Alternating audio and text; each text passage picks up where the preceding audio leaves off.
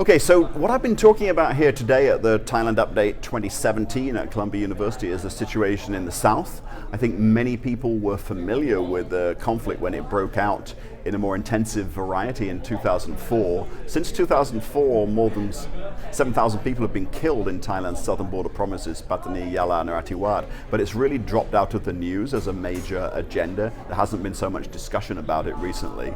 I wanted to talk about in this presentation a couple of developments.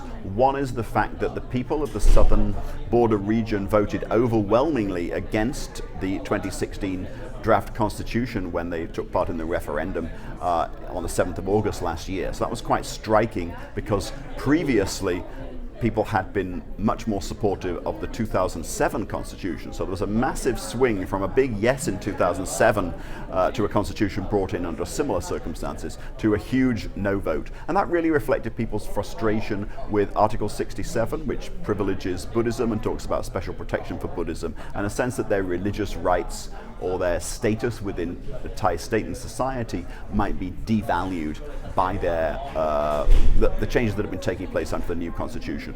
So in the wake of that, we saw a lot of explosions going off in the upper south, a number of people killed in areas which are not areas where the insurgents normally operate, and we've seen a number of alarming attacks and simultaneous strikes that have taken place in the months that followed.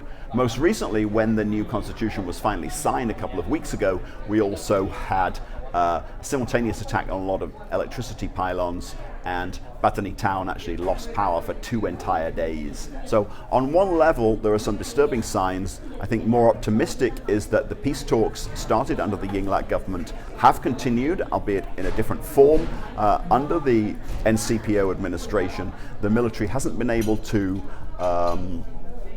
wind down the peace talks. They do reflect a popular demand and interest. And so despite the fact that those peace talks have been fraught with all kinds of problems, the continuing appetite for engaging in talks on all sides testifies to some kind of interest in pursuing a political solution. I'm not saying it's a really strong interest, but I take the recent statement, for example, by the BRN, the main insurgent group, that they would like to refocus and reorganize the way the talks take place as an indication of a commitment of some sort to a dialogue process. So the situation in the south is messy, it's complicated, it's confusing.